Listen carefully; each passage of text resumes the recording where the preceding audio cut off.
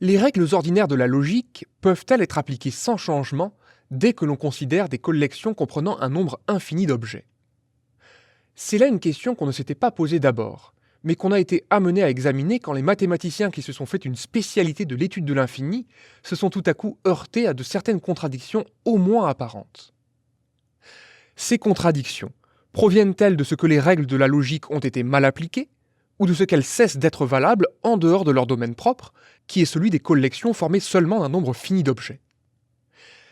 Je crois qu'il ne sera pas inutile de dire ici quelques mots à ce sujet, et de donner au lecteur une idée des débats auxquels ce problème a donné lieu. La logique formelle n'est autre chose que l'étude des propriétés communes à toute classification. Elle nous apprend que deux soldats qui font partie du même régiment appartiennent par cela même à la même brigade, et par conséquent à la même division. Et c'est à cela que se réduit toute la théorie du syllogisme. Quelle est alors la condition pour que les règles de cette logique soient valables? C'est que la classification adoptée soit immuable. Nous apprenons que deux soldats font partie du même régiment, et nous voulons en conclure qu'ils font partie de la même brigade. Nous en avons le droit, pourvu que pendant le temps que nous mettons à faire notre raisonnement, l'un des deux hommes n'ait pas été transféré d'un régiment dans un autre.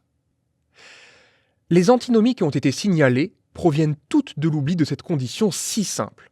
On s'est appuyé sur une classification qui n'était pas immuable et qui ne pouvait pas l'être. On a bien pris la précaution de la proclamer immuable, mais cette précaution était insuffisante. Il fallait la rendre effectivement immuable. Il y a des cas où cela n'est pas possible. Qu'on me permette de reprendre un exemple cité par M. Russell. C'était contre moi, d'ailleurs, qu'il l'invoquait.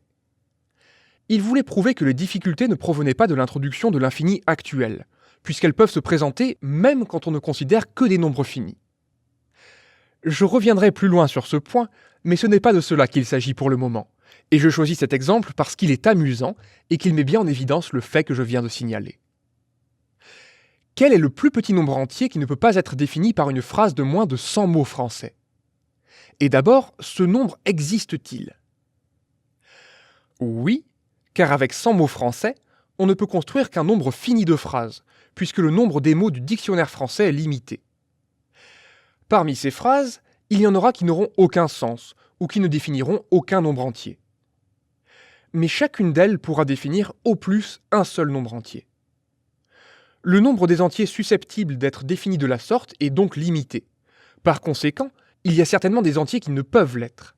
Et parmi ces entiers, il y en a certainement un qui est plus petit que tous les autres. Non, car si cet entier existait, son existence impliquerait contradiction, puisqu'il se trouverait défini par une phrase de moins de 100 mots français, à savoir par la phrase même qui affirme qu'il ne peut pas l'être. Ce raisonnement repose sur une classification des nombres entiers en deux catégories, ceux qui peuvent être définis par une phrase de moins de 100 mots français et ceux qui ne peuvent pas l'être. En posant la question, nous proclamons implicitement que cette classification est immuable, et que nous ne commençons à raisonner qu'après l'avoir établie définitivement.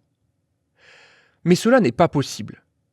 La classification ne pourra être définitive que lorsque nous aurons passé en revue toutes les phrases de moins de 100 mots, que nous aurons rejeté celles qui n'ont pas de sens et que nous aurons fixé définitivement le sens de celles qui en ont un. Mais parmi ces phrases, il y en a qui ne peuvent avoir de sens qu'après que la classification est arrêtée. Ce sont celles où il est question de cette classification elle-même. En résumé, la classification des nombres ne peut être arrêtée qu'après que le triage des phrases est achevé. Et ce triage ne peut être achevé qu'après que la classification est arrêtée. De sorte que ni la classification ni le triage ne pourront jamais être terminés.